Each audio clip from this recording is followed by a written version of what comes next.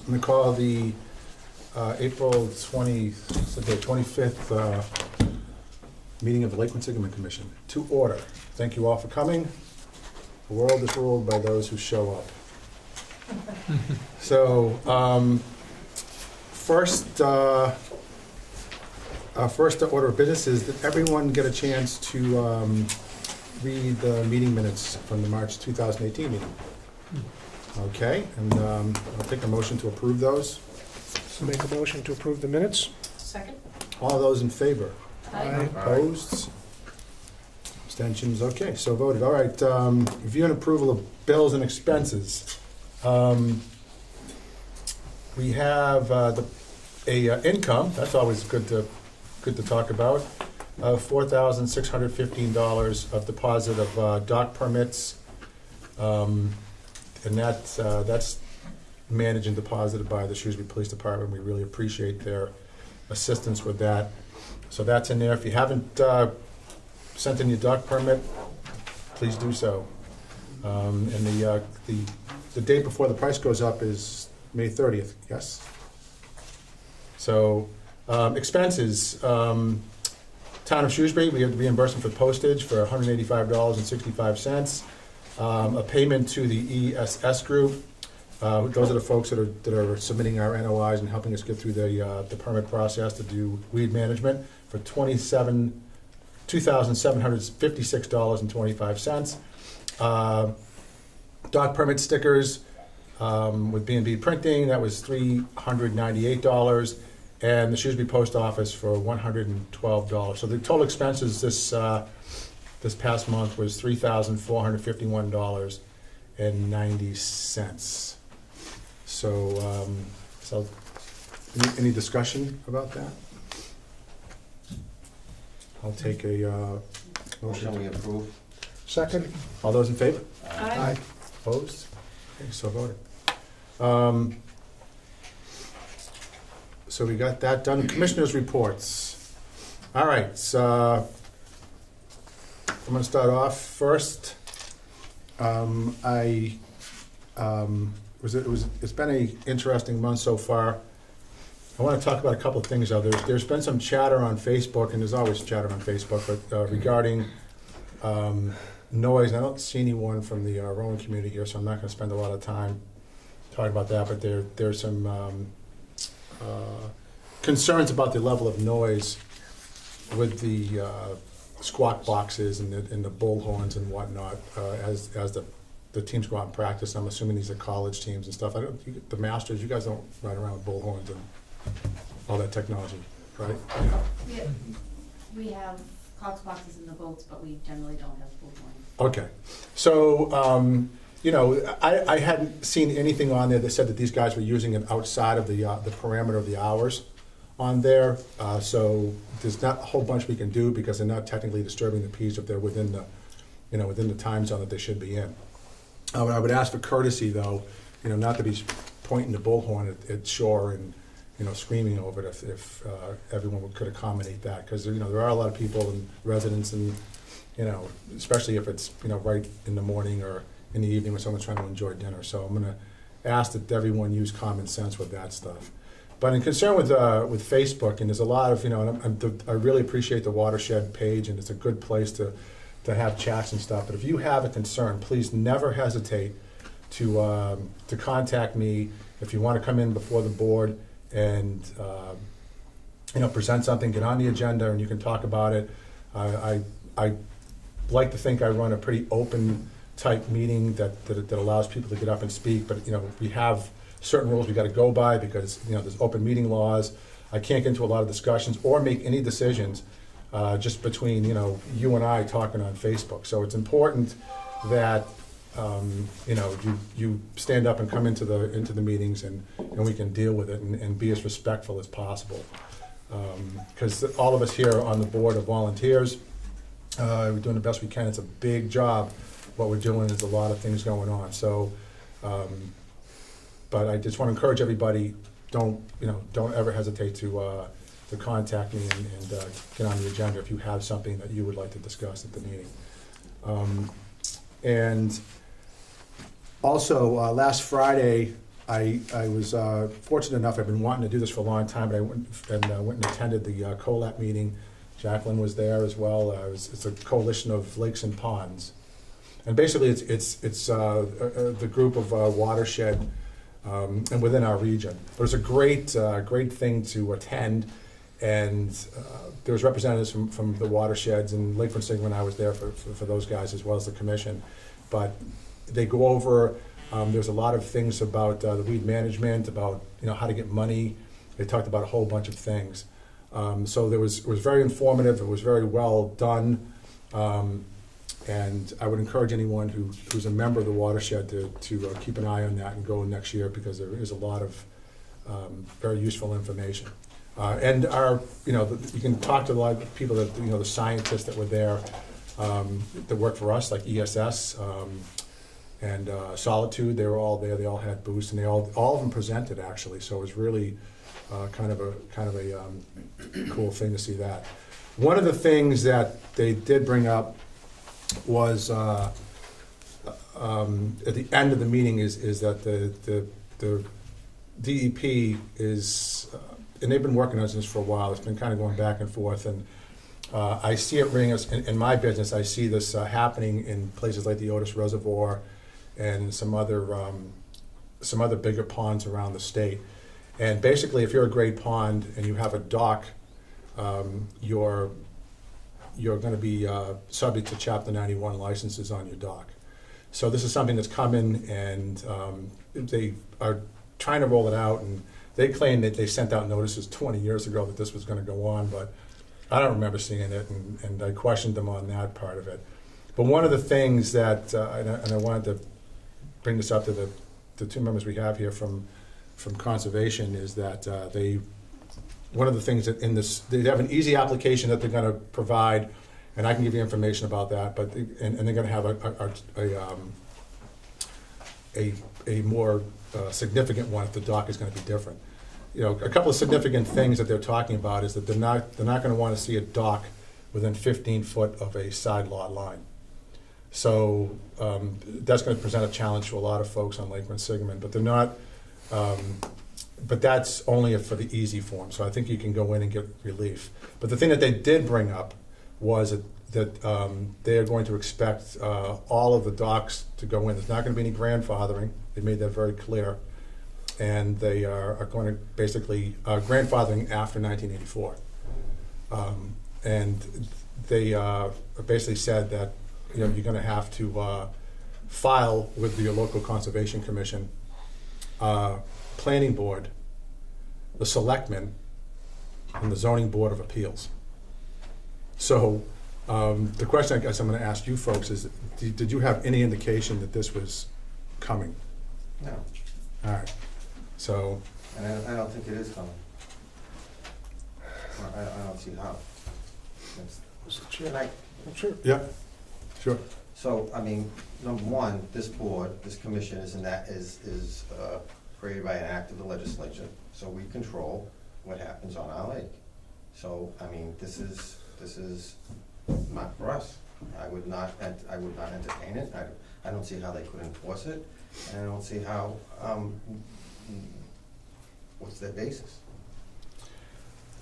I would like to agree with that, but. Mr. Chair, if I could add a comment? Yep. My recollection is, be glad to be edified by anybody who attended commission meetings way back then, and I'm talking maybe 20 years ago, that when, at that time, they were going to reinstitute dock fees, that they were talking with such entities, and those entities said, well, if you're going to do that, then we'll let you manage then the whole issue of docks in the lake, and that they would then step back in terms of Chapter 91. And this is when Chief McGinley was chairman of the commission, and members of the commission were John Wilson at that time, and Tommy Aesop,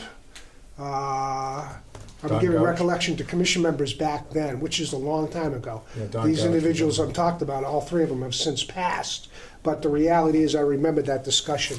And to find notes in terms of commission hearings back then, when that was so articulated, I don't know if that's possible, but I swear that that discussion occurred. So let me just share that with you, Mr. Chair. Okay, well, I'm not gonna spend a lot of time on it, I just wanted to kind of put that forward, that if, Is there a question, can we ask a question?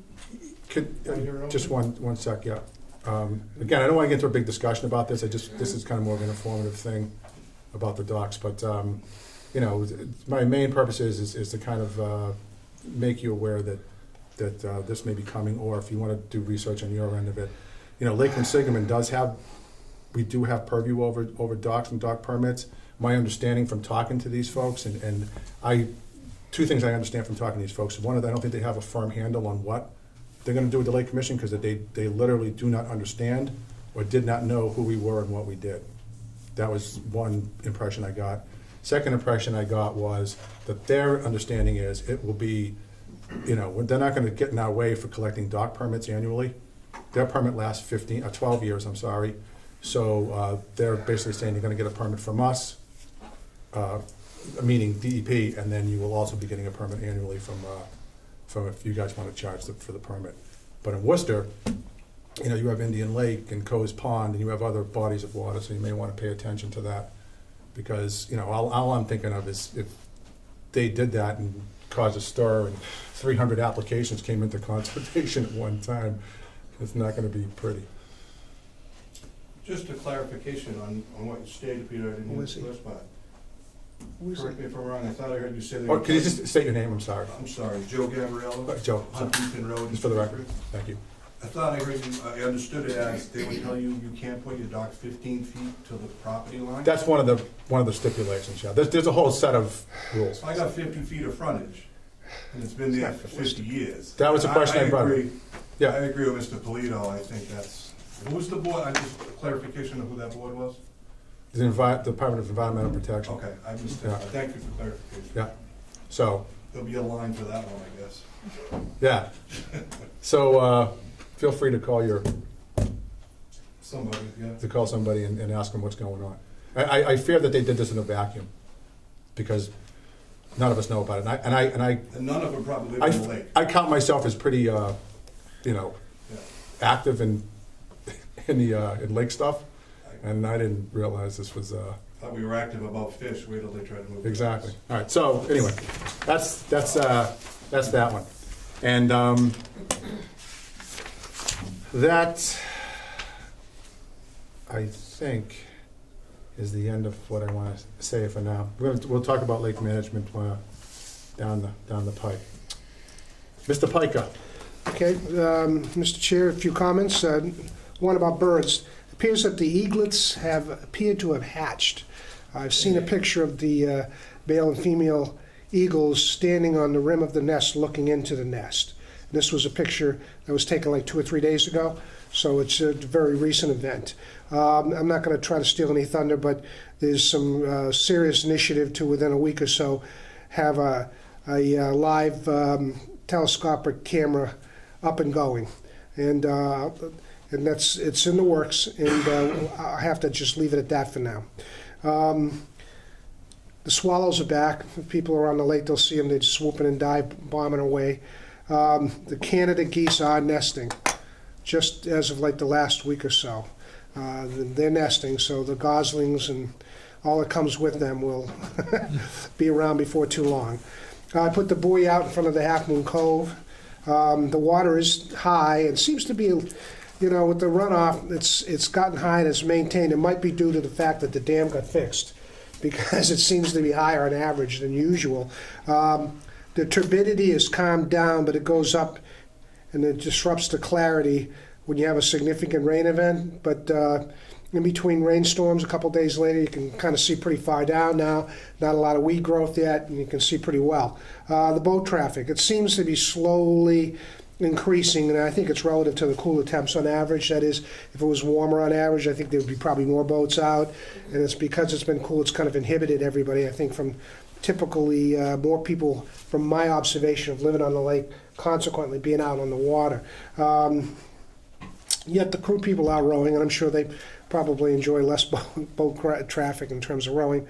Finally, Mr. Chair, I want to say it was great to hear that there was a lot of participation in terms of the cleanup around the lake area on the weekend of 4/7/18.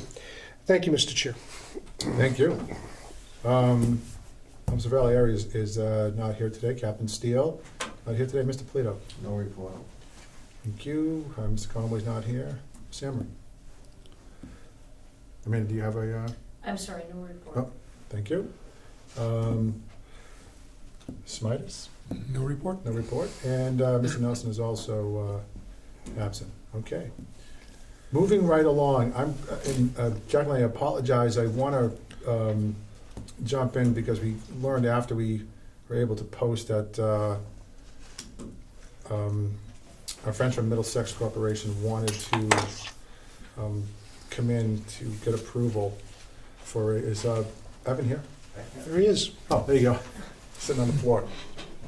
So they're coming forward, they have some work to do on the bridge. He's gonna explain it a little bit more than I can, but the gist of it is that they wanna put a barge in that's 40 feet long, so it exceeds our 30-foot limit.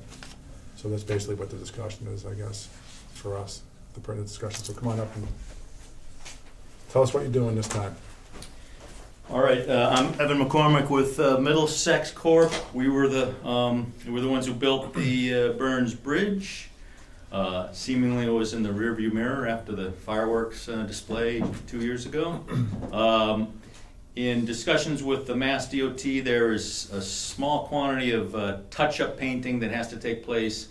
A small amount on the exterior of the blue arches, but also some in the insides of those hollow arches. And the only way to have workers working in those enclosed arch ribs and be compliant with OSHA safety standards is we would have to basically have to have a man lift. There's a series of hatches to get into the bridge. We have to have a man lift at the hatch, and since you're on a lake, the man lift's gonna have to be in a barge. So the only way to really safely do this and stay legal is to have a barge in the lake. To have a barge big enough for a man lift for a couple people is about a 40 by 30 foot barge, which exceeds the maximum vessel length of the lake bylaws. So we are coming to propose and request approval, temporary approval, to have that barge working under the bridge for 2 to 3 weeks, probably closer to 2. It was anticipated to be in the month of May, and it would be stationed under there's multiple locations where it'd have to work from. We'd tie off to the bridge and move it around with a push boat, and at night we would, at the end of the shift, pull it out of the main spans, the navigation spans, and moor it over by Ramshorn Island near the bridge, out of the way of people. Okay. When it starts at night, will it be lit and? Yeah, we would put solar powered obstruction lights at the corners of the barge that are sticking out the furthest. We could put them at all corners really, and it's not Coast Guard jurisdiction, so there's not a hard and fast rule for obstruction lights in this lake, but we have like flashing amber lights we could use, which would probably be best in my opinion, or you could have the steady white lights. Probably the amber flashing ones would draw the most attention. Okay. Yeah, I mean, I'm just thinking to myself, will the bridge being lit up distract from the, because the barge is going to be kind of like right next to the bridge, yes? It will be, yeah. Yeah. So you think that'll take away or diminish the effectiveness of the, are these strobes? The obstruction lights? Yeah, Yeah, they're like a flash every 2 seconds or something. It's not a strobe, no. yeah. Yeah, inevitably someone will maybe complain about the interference with the pretty architectural lighting. I'm not worried about the interference with the bridge lights. Aesthetically, I'm worried about the bridge lights diminishing the visibility of the warning light. You know what I'm saying? So, you know, is the bridge gonna be yellow at all? During, you know, I don't know seems what like a the, I funny don't know what question, the but- plans are for Right. different events. Right, and so that may stuff. be something you wanna keep in mind, is to keep Yeah. yellow lights off in the bridge so it doesn't blend in. Well, I'd probably illuminate the barge better too, as an obstruction to a boat or two, I would think. Right, well, that may be true. So it's gonna be sitting right in between Ramshorn Island and the bridge? Yeah, that's Someplace where in front of, That's where I would picture it. That's the only real good because your spot where staging spot's people gonna could be get kind on of right every there in the morning. corner. Pardon me? Your staging spot's gonna be right there in the corner. On the Worcester side, On the Worcester side, where it's got a fenced-in area, yeah, a little south of the fire department boathouse. but north of the bridge. Yep. No, our staging area, the people would park by the boathouse. Yeah, And just the staging area each day, they could park under the bridge in that gated area, that fenced-in area. I'm worried with the barge. The barge is gonna be on the south side or the north side? of the South side, I would say, yeah. South side? Doesn't- Okay. Yeah, otherwise it would interfere with the fire department, I think. All right. Any other questions? So, does anyone want to make a Make a motion? motion, we approve. I'll second the motion. All those in favor? All right. Aye. Aye. Opposed? Abstentions? You're good to go. All right, the timetable may fluctuate. We gotta look at the race course gets taken down at the end of May or Memorial Day? Saturday Memorial Day weekend. Saturday, Memorial Day. We'll see how much that impedes us from, the only place to launch is from the Donahue or from the public ramp and Right. get the barges up there, so gotta see how much room there is to even get up there with the course still in place. Yes. Since we have both parties here that could answer these questions, how deep does the barge draft? How deep down are the cables for the rowing lanes? Rowing lanes are 10 feet deep. Draft is about 1.5 feet. What width are the rowing lanes, Patrick? All right, so shouldn't interfere The with the width of cables. the rowing lane. But they got the floats up now, Right. the lane. It's less than 30 feet, or is it more than, you think? It's probably meters, I meant that's right, it's probably me. How wide is the crew boat with the oars out? There'll be, right? Put him on the spot. I thought this would have been an easy answer. 800 centimeters. It's Oh, gotta be. man, I gotta go to my phone now to get this, okay. The reason I'm asking the question is, can they bring if the course is up, could they still bring the barges down if they're 10 foot wide, Oh, they're closer to 40. 40 foot, well, it's, They're not yeah. actually raced Oh, if through these the are, arches. no, the lanes are not 40 feet wide. No. They don't go through the arches. What about the Shrewsbury, the open one, the Shrewsbury side, that doesn't get the 40 feet in? No, I mean, when it goes by Donahue, it's barely, it's 10 feet off the Okay. dock. So that's not really an option either. And I mean, are the buoys designed to, like, you could kind of run over them with a floating thing, or would that hurt them? Yeah, but if it's A 40 by 30 foot barge? If it's set up, if it's a boat, they are designed to just sort of bounce off. Yeah. But if it's a barge where they can get caught, it'll rip them right off. Okay, all right. So it sounds like you probably may want to consider. Yeah, we had someone out checking it out today, and if the racing lanes are in the way, we'll wait till June. Okay. All right, thank you. Thanks. Thanks for making the last minute You bet. room. Thanks for the bridge. No more fireworks. No more fun. Oh, wow. Why not? I didn't know that. Fireworks. You're not Fireworks done were yet. fantastic. They were. Fireworks. Yeah. More fireworks. We'll make a call. Okay. An update from the City of Worcester Lakes and Ponds Program. Jack Jacqueline, come on up. This meeting's kind of a hot mess because we don't have the projector here again, so Jacqueline's presentation, which is excellent, is very visual intensive. There's all maps and points of that. But I wanted her to discuss a little bit about where we're going and what we're testing, so the interested parties in the fishing community, if you have any questions or to kind of our goal here is to look at renewing the species in the fish population, and especially the holdover fish in the lake, and making the lake healthy enough to do it. I think that the bottom line here, and Jacqueline can get a little bit more detailed about what we have for water quality, but it seems that the lake is not as healthy as it could be or was certainly a few years ago. So, but Jacqueline, you can surely tell us like what you're testing and where you're testing and all that stuff. So my name is Jacqueline Burmeister. I work for the City of Worcester Department of Public Works and Parks in the Water Operations Division, the Lakes and Ponds program. And last summer, we began a citywide lakes and pond water quality monitoring program in which we went out to the four biggest lakes and ponds in Worcester and went through and monitored them for a variety of parameters related to the water quality challenges that are most prominent in urban lakes.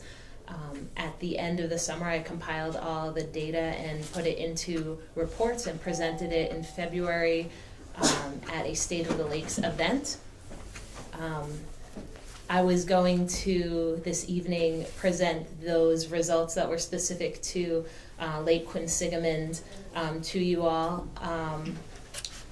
Unfortunately, the projector, we don't have a projector in this room, so I think we'll hold off until next month to do that. I did bring the reports, and this is just a very detailed version of what I would be presenting.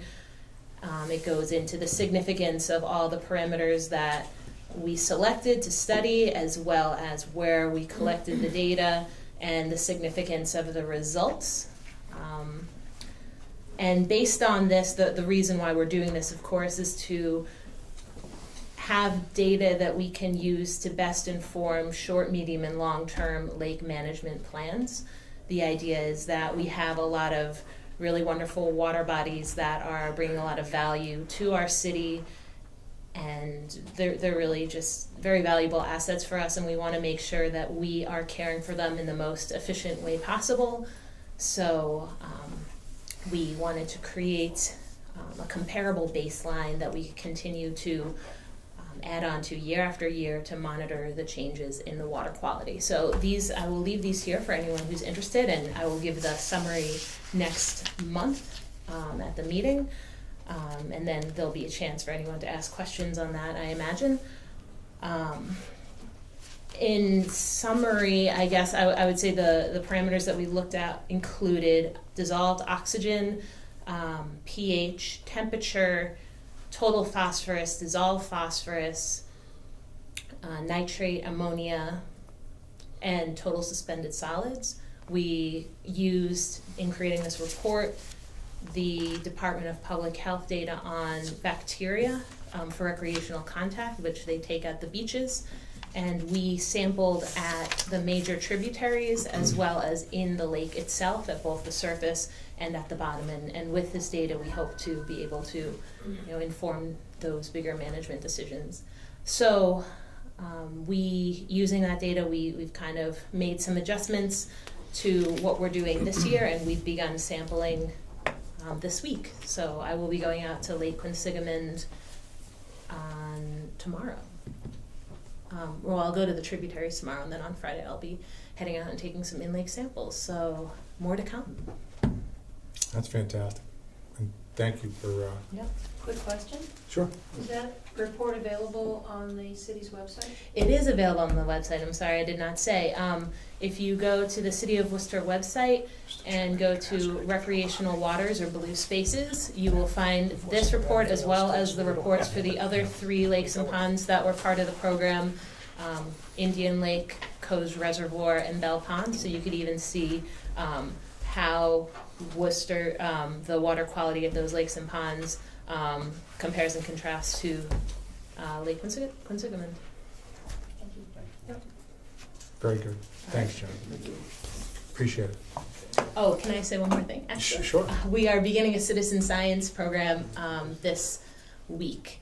We had a training yesterday for our Worcester Cyanobacteria Monitoring Collaborative. This is a group of citizen scientists that are going out and taking water quality samples once a month at Worcester and surrounding towns, the lakes and ponds there, that we're then going to be looking at under the microscope to study or to identify cyanobacteria. It's part of a larger study that's being co-led by EPA to understand the diversity and geography of cyanobacteria, which of course are of a big concern right now since they contribute to harmful algal blooms and produce toxins that can be harmful to humans and pets in lakes and ponds. So if you would like more information on that, I encourage you to email me. It's not too late to get involved, and we do have some representatives from Lake Quinsigamond already that have volunteered to give samples, or to collect samples, but I'm sure they would love more help. And you don't have to, like, if, just because you're in Lake Quinsigamond or you're not in Lake Quinsigamond, you don't have to be part of the lake Oh, absolutely not. to get up, and you don't have to do this like you could do another. You could do another lake. You Yeah. could do any lake in the region.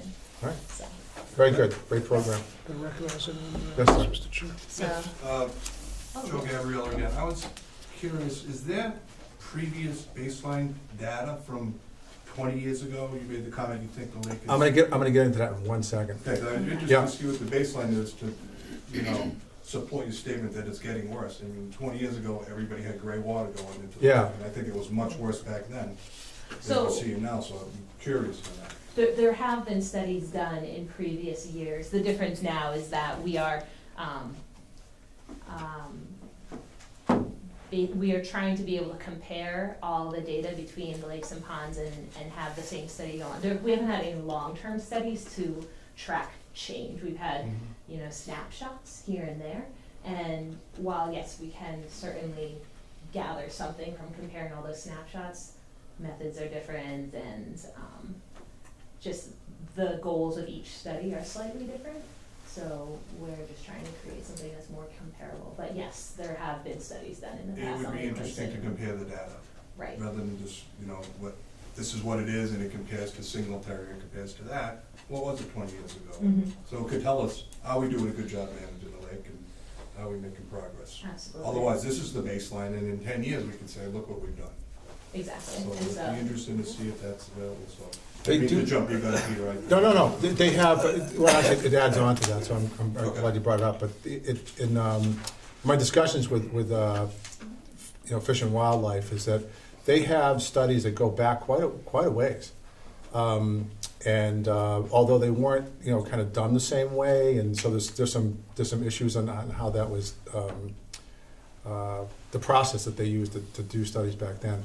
But Fish and Wildlife did actually come in, and they tested some stuff at Coal Mine Brook, for example, and what they were saying was when they did Coal Mine Brook, and then they compared it with the Quabbin Reservoir, okay, and so all right, the Quabbin Reservoir, and people are drinking the water, so hopefully that's a better indication than Coal Mine, but in the Quabbin Reservoir there, I hope I'm pronouncing this word right, it's the connectivity or connectivity. conductivity. Yeah, was between 25 and 100, which is 25 is the lowest, and that's like, sparkling, clean, drinking water, real good stuff, happens this time of year because it's springtime, right? And 100 is okay. Coal Mine Brook, 700.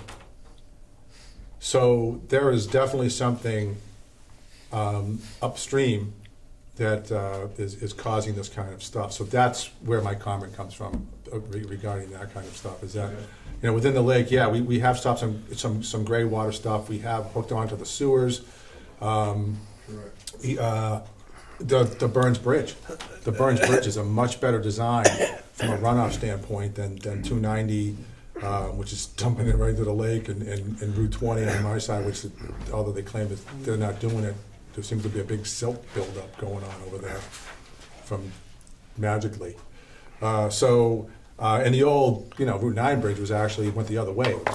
It was lower in the middle than on the end. And that may have been partly because it was built on the old causeway, and now they actually have to use bedrock. They figured that out.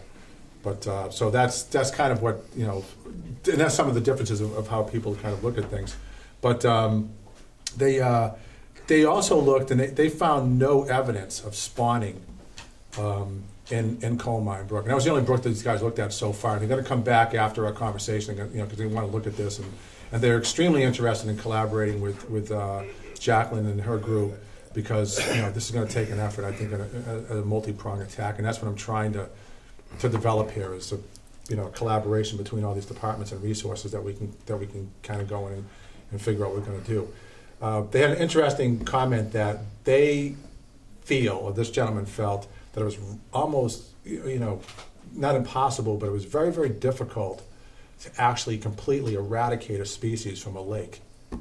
So his feeling is that there may still be smelt in some form in Lake Quinsigamond, because it's unlikely that it got completely like wiped out. So, which is encouraging. But you know, the bottom line is that, you know, I think that what we should have our sights set on long term is, you know, to bring the lake back up to a healthy standard. You know, man has done a lot of things. It's a densely populated, it's a densely developed area, and it has been since the 1800s. So, you know, it's spanned by 3 major highways. There's a lot of stuff we need to work on in the now and for the future. Well, since the last meeting on the smell, Yeah. we're still talking about that, is that some research I did revealed that it's, you know, a diminishing species south of Massachusetts. Yeah. And that the, actually, they've, US government listed it in 2004 as a federal species of concern. So it may not be just Lake Quinsigamond that we're talking about here. You're right. Which means we're kind of asking for the diamond survey to reintroduce them to the lake, but maybe bait fishing, you know, alewives and other things that could flourish in the lake if it's not Right. a natural indigenous, you know, rainbow smell. Because it doesn't seem like it's a Lake Quinsigamond problem after I really started digging in a little bit. Yeah, Maybe some of that that's you had mentioned. That's good to know. And one of the things that I do in addition to these, the monitoring is workshops and presentations on the things that are leading to the degradation of these lakes and ponds, and trying to figure out the things that we've improved and the things that we could continue to improve in the future. So we can talk about that as well if you would like. Yep. I believe that's going to be our biggest challenge, is to educate people enough, you know, not to wash cars in their driveway, not to fertilize their lawn close to the lake, to make sure they're hooked onto sewers, you know, lake of butters. I think that's going to be the real challenge for us, to get that message out there and to you know, kind of make it stick and have people follow along with it. Yeah. So, and you know, we have, that side of it's really improved, especially in the Edgerton area, where, you know, they went through and hooked a lot of people to the sewers, and that, you know, there was an improvement after that. Huge improvement. But we can, what we're not seeing, yeah, what we don't know is what's happening upstream in Coal Mine Brook and Tilly's and Poor Farm, you know. So those are the things I think that you know, Jacqueline's research is going to really be beneficial to us all. The elevation of that whole Worcester side, it's, you know, it's just one big drain. Well, it always has been, but again, you know, So it could be coming from anywhere, right. miles. It's Huntington Road. That's what that's all coming from. Where it all ends up. So that's what it's up. That's right. So if anyone's Michael interested told you in that. taking a report, there are some right here, and you could also find it on the website. And again, next meeting I will go into the details of what all those parameters I listed mean, and why why we're measuring them, and maybe even get into things we can do to start mitigating how they're impacting the lake. Thank you. Thank you very much, Jacqueline. Okay, an update on the ESS group. I don't know if I got my envelope today telling me that, we filed with the Conservation Commissions, and I guess with Shrewsbury would be my house. You should be seeing, any of the butters in here should be seeing that in the mail. Did you get one, Mike? Yep. So that's coming. We've sent out the notices. We're on the agendas in the meetings, the May meetings for Shrewsbury, Grafton, and Worcester. So we'll be going to, that'd be the next process. I did have a meeting, a teleconference with Miss Deanne at Natural Heritage, and what I asked her to do, and we discussed this at the last meeting, is that, their concern, because we have Vasei in the pond, and their concern is that, we don't have a good handle on what the chemicals, some of the chemicals that we have on our list would do to Vasei if we treated the invasives that are around them. So what I asked her to do is to basically consider the first part of the proposal to treat any areas that don't have they call it the rares, don't have the rare species in them. So we're going to go after all the places where we can go after easily and get that going and behind us. Okay, and then on a parallel track, we're going to go down, and the first thing we're going to do is verify that the vegetation that we think is Vasei is actually Vasei. So we're going to go down there. We're going to take samples and do a DNA test. How much that'll sway the folks at Natural Heritage, I don't know. She tends to poo-poo that and say, well, just because you take a sample out of there and say that doesn't mean that doesn't exist somewhere else. But it's really hard to find evidence of something that's that didn't happen or it's not there. So I'm not sure what they're asking us to do, but that's what we're going to try. So hopefully the process through conservation will be a fairly smooth one, and that we'll be ready to go in season to get going. And the next step after that will be to send out bid to have the actual do the treatments, because ESS doesn't do the treatment, so we'll probably have to go to Solitude. And I met a couple of other companies actually at CoLab that we can put on the bid list. So that's basically the update right there. Yes, sir. Yes. Could you just identify yourself? Come in to talk, oh, Glenn, I'm sorry. Jeez, I'm sorry. Yeah, please. I just wasn't sure. Yeah. No, like you said, I was gonna ask if you Yeah. had somebody that Yeah. was human You skipped, you went out. Just a little. Just I know, a I'm sorry. Follow up on. I apologize. Number 3. We'll skip number 3. I'm sorry. Yep. Just a quick follow up on the previous speaker on the smelt and the water quality. I actually have electroshock and data from 13 on Coal Mine Brook, and the conductivity was 830 on this certain one. We ended up doing it. I'm on the list with Fish and Wildlife, Hartley, and Bordeaux. I brought him out there to electroshock that brook to prove that there was no longer brook trout left in Coal Mine Brook because of the fish kill that happened in the summer of 2010, which I have that report here also. And that was from tarcanite. The black substance that you spread on your asphalt that happened at Plantation Bridge, if you weren't aware of that in 10, when they spread the black material on to seal your asphalt.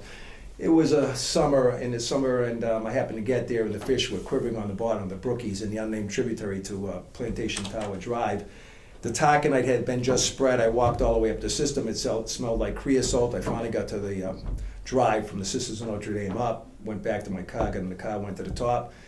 They had just sprayed a few 200 by 200 square foot areas of asphalt, and it had the day before, and it had rained.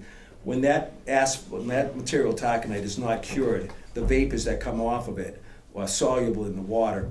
The vapors were carried down into the system, and it killed the full brook trout population. I brought the state down. We We viewed it all, DEP got involved, and the material safety data sheets unfortunately are not up to snuff when it comes to non-cured taconite. And that's something that DEP, and I've talked to USGS on it, that's another subject.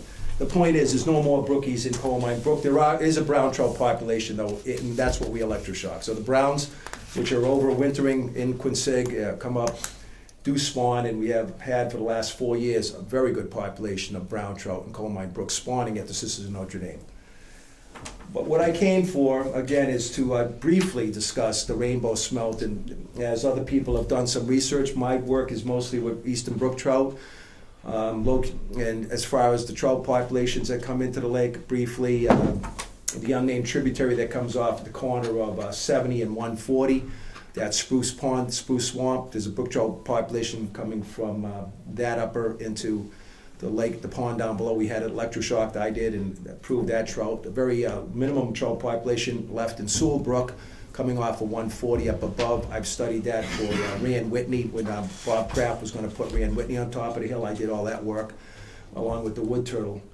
And then coal mine. Recently I went to Poor Farm, and although it's listed as a cold water fishery, I'm wondering if there's any trout left in there. There are black-nosed dace.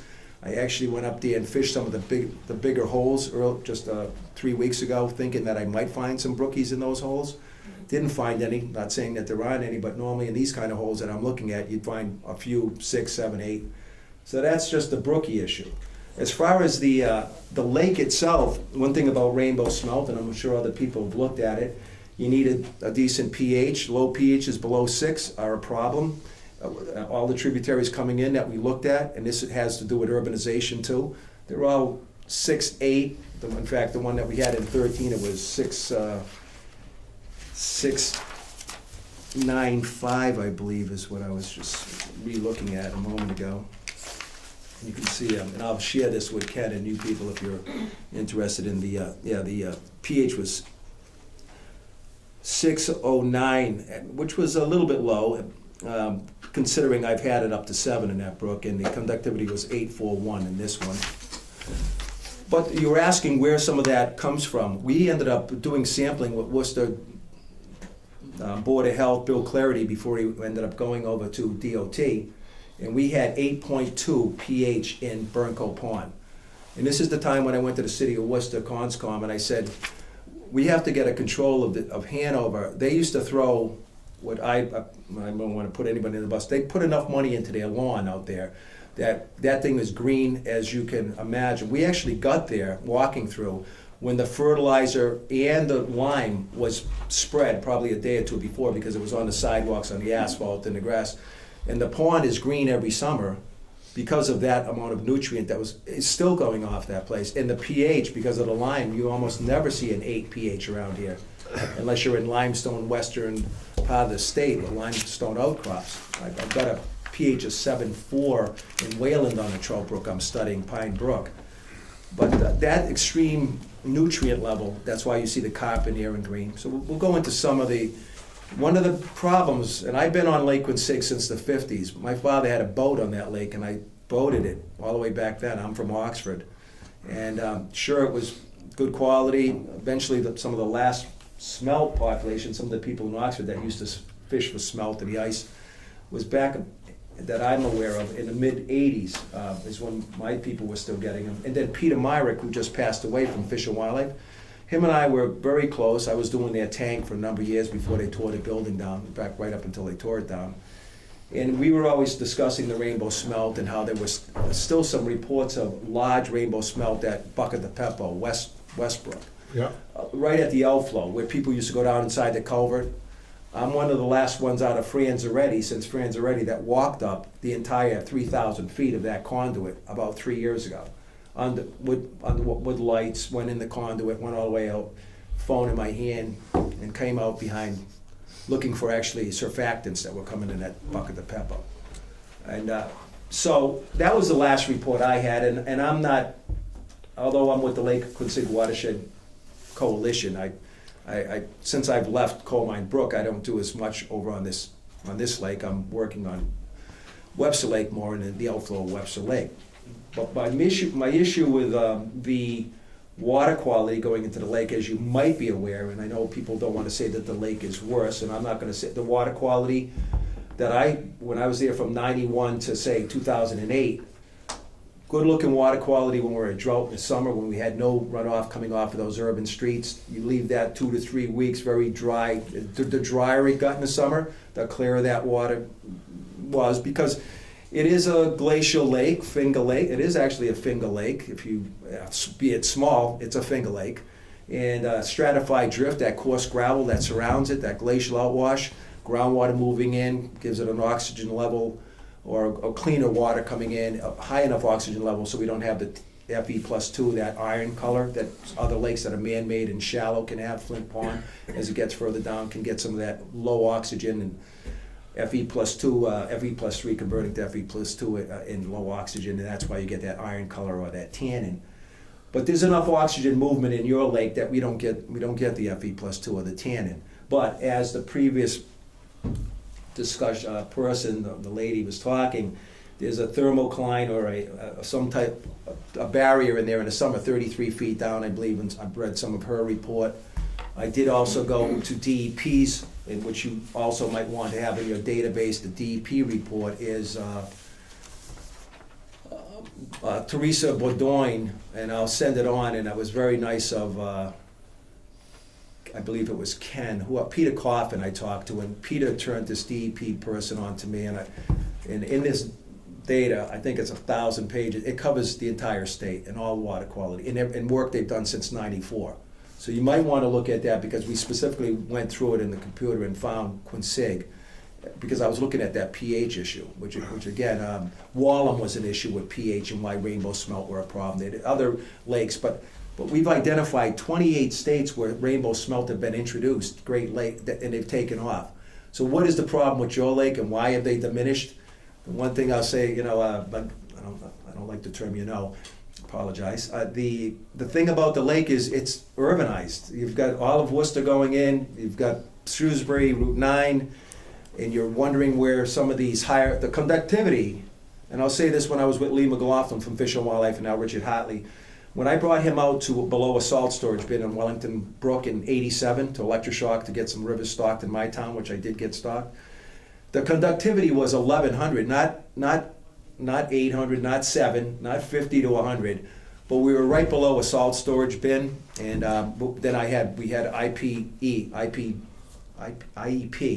they're gone, but it was a consulting firm, come in and look at, because our wells in Oxford were getting to close to 21 milligrams per liter sodium, which is a point where the seller has to inform the user, and I'll try to be quick here, if you have any of these diseases, kidney, heart, renal, hypertension, sodium intake is an issue, so then you have to tell the people, hey, I'm at 21. We were coming close to 21, so we looked at our salt level and where it was coming from. IEP did the report, it's still in the town manager's somewhere in the office in Oxford, and it was the salt. So we know that the salt is now converted, instead of just sodium chloride, now we have different forms of salt that stay longer, different sodium combos or combinations, and that is what brings up the conductivity. Clear water, like that's coming out of Quabbin into the tributaries, you might have a problem with pH because you have no, in fact they had a rainbow trout problem up there years ago in the trib because it was too acidic, and then they were introducing in one tributary through a dowser lime to see if they could bring that tributary back, and it was successful, but it was costly, but it was an experiment by Fish and Wildlife. So lastly though, when you have the fertilizers, the salts, the runoff, I've been on Coal Mine Brook when we had plugs of water during a thunderstorm event and the brook turned the color of this mic. I was there this afternoon, the water coming in during just this half-inch rain event was dirty. Sure, once it's gone and then we're not dealing with the runoff off the road, the water quality of the brook comes up. It hasn't been enough to kill off the browns in that one tributary coal mine, but all the brookies were up the unnamed tributary that only drains the hill below Plantation Tower Drive. So that groundwater discharge at the base of that hill was clean enough for brookies and cold enough, but it was still too dirty in coal mine proper, which comes down from, again, Burncoat, Bancroft Pond. to support the brookies because it was warmer and dirtier. So the browns were in the main stem and the brookies were all up in that trib.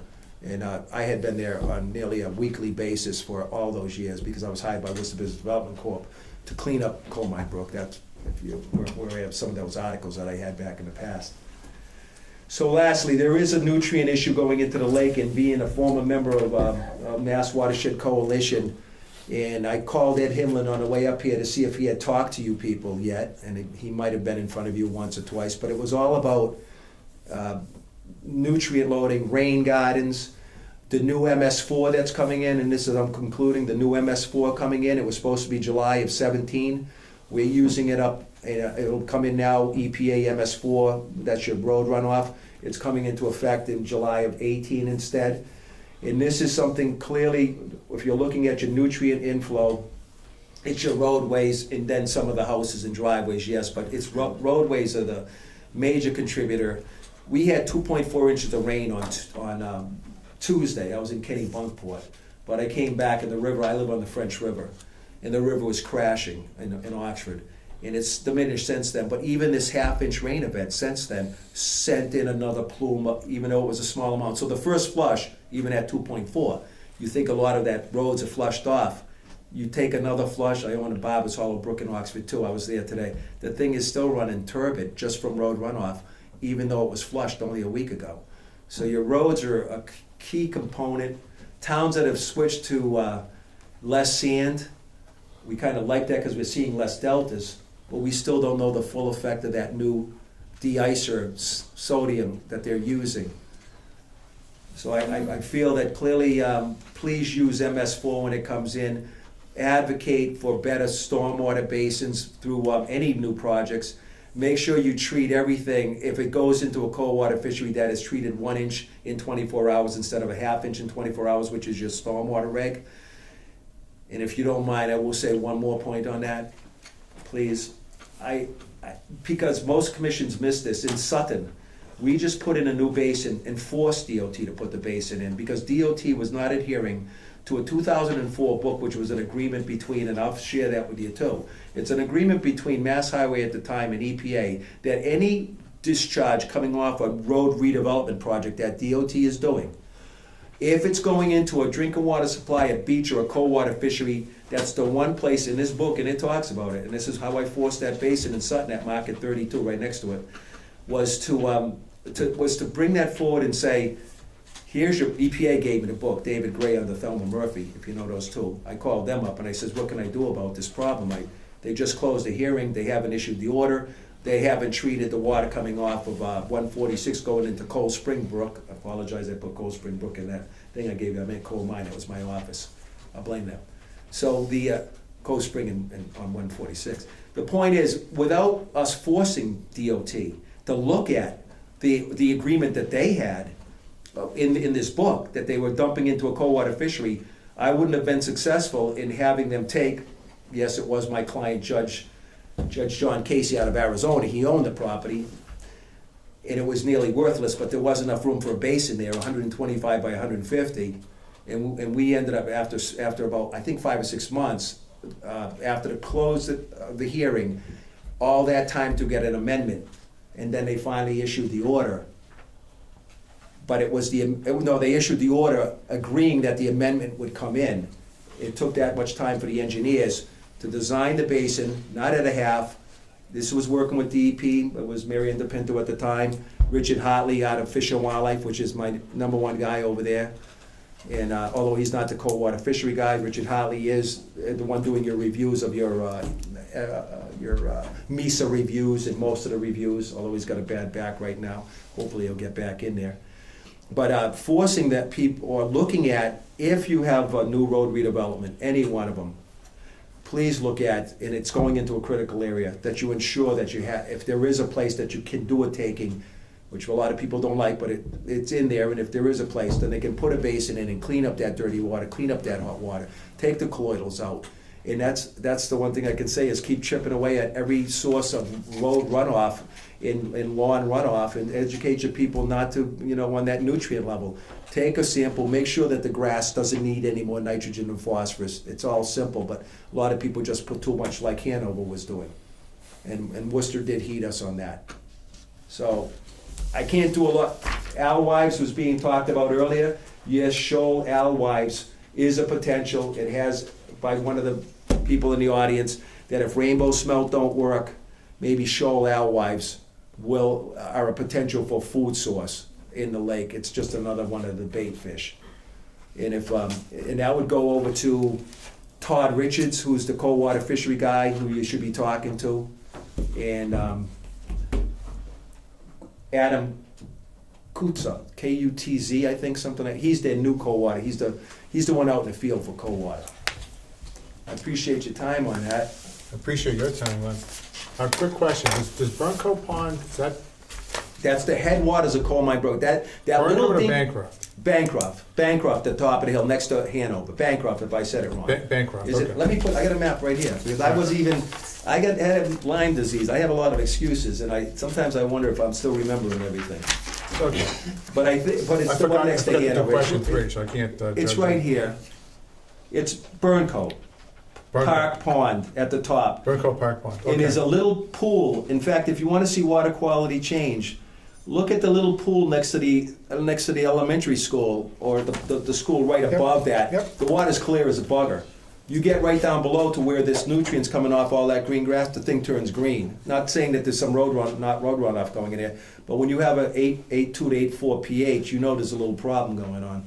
And they also did nitrogen. I'm not sure if that Bill Clarity information is still out there and available, because this probably goes back to around 2000. But it's still an issue if you're just dumping your money into every landscaper. Take care of that. And that's what we found was the problem at the time. And when I oversaw Lincoln Plaza, that $60 million against Sam Adams, because I was hired to look at everything going in once we finished the 16 projects on Coal Mine Brook. In that case, we did put in cooling basins, more basins. We forced as much as we could onto Sam Adams to ensure that the water leaving that parking lot, which used to dump directly in. We also pulled out 800 cubic yards of sand from underneath 290, those twin culverts, with a bobcat, don't tell OSHA, without the top on it, because that's the only way we could go in there and keep taking it out.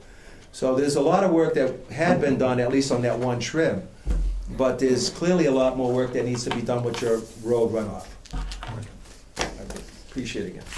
Appreciate it, thanks a lot. Thank you. Chief, just to close on number 3, Yeah, he had mentioned a couple of gentlemen that are in Fisheries. charge of the fisheries, cold water fisheries. What would our next step be? I just don't want to leave with, we asked about the smelt, but okay, so in regards to the fisheries guys, they're all doing field work. That's the real problem now, is that these guys are gonna be extremely busy, probably till mid-July, and then there's vacations. So his realistic expectation to come before us, which he's more than willing to do and present to us, will probably be September. So, and Joe, I want to reiterate, I'm in this for the long view. I want to get this done, so it's, it may not happen overnight, but we're gonna eat away at everything, and that's fair. I'm not looking to bull rush this at all. I'm Yeah, just looking so- to advance it forward, one Yeah. discussion at a time, and, see what we can do. Yeah. That's like a bait fish. He seems very knowledgeable. They if I could, Jim, they do, obviously they do lake electroshocking, and if there was a question as to whether or not, I would try to schedule them, if they can't fit you in this year, most of the electroshocking they do at least on trout brooks, is in August. That's when we go out, when the rivers are the worst condition, and is it warm enough, is enough water, is there trout there?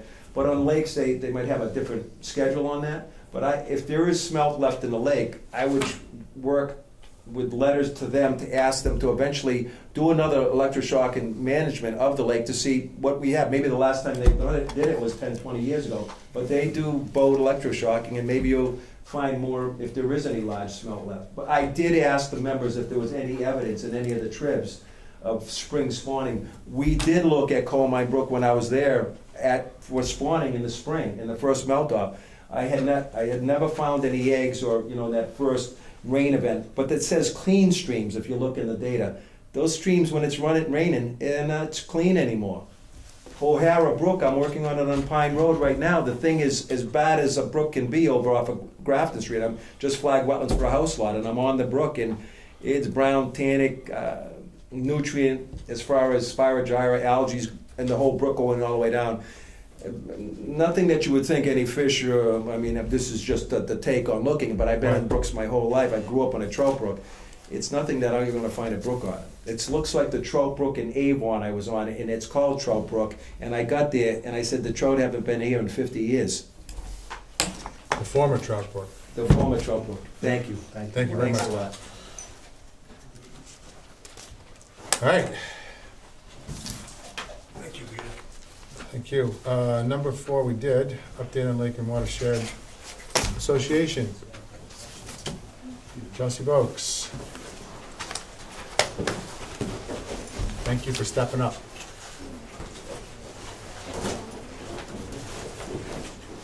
Good evening, everyone. My name is Chelsea Vokes, and I'm the Vice President of the Lake Quinsigamond Watershed Association, and I'm here to give you guys a quick update on what we've been doing. So we have a meeting planned with DPW in Worcester on May 3rd, and at that time, we're going to talk about the work that's been going on around the lake, specifically at the Whitla Ave pumping station. And we're just going to talk about the status of the work, but we hope that this is going to become a regular meeting, hopefully quarterly, ideally. And second, we don't have a general meeting set yet for May, but we do have a board meeting set for May 2nd because we have a lot on the agenda. However, we will be sending out an email with a general meeting that will occur in May.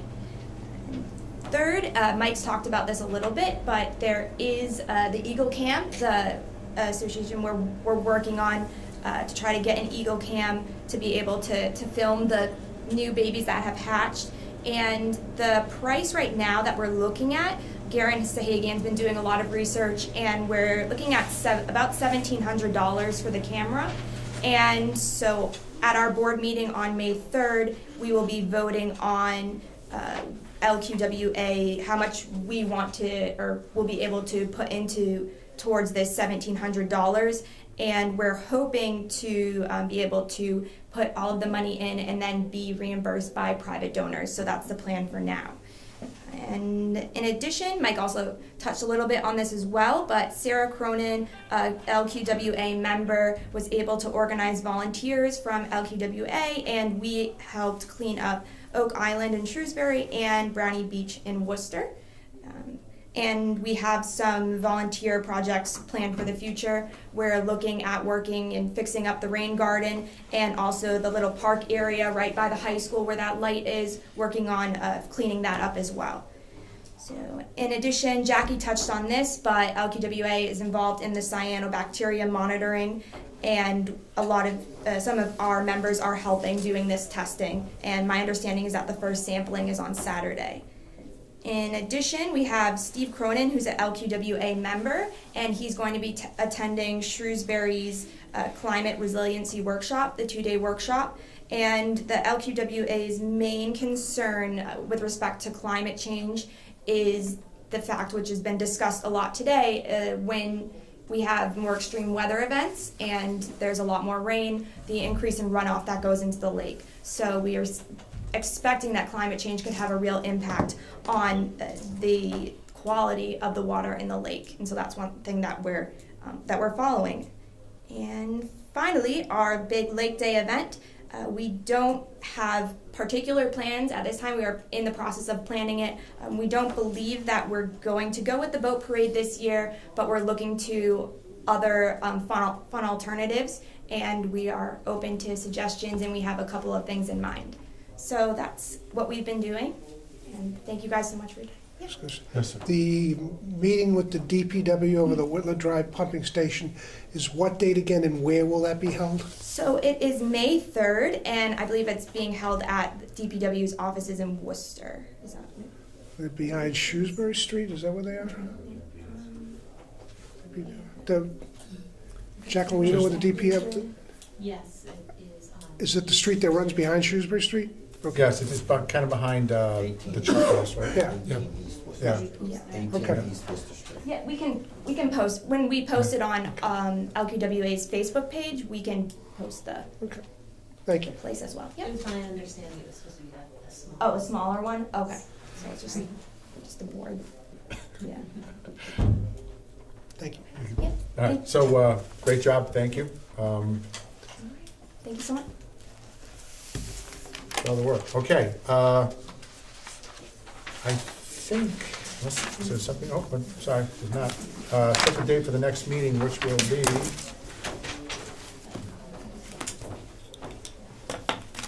May. It's coming fast. May 30th, Mr. Chair? After Memorial Day? That's what it looks like. May 23rd, isn't it?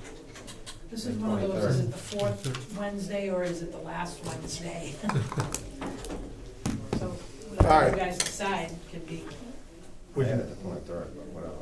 we can call it. I mean, it's the pleasure of the board. Any 23rd or the 30th?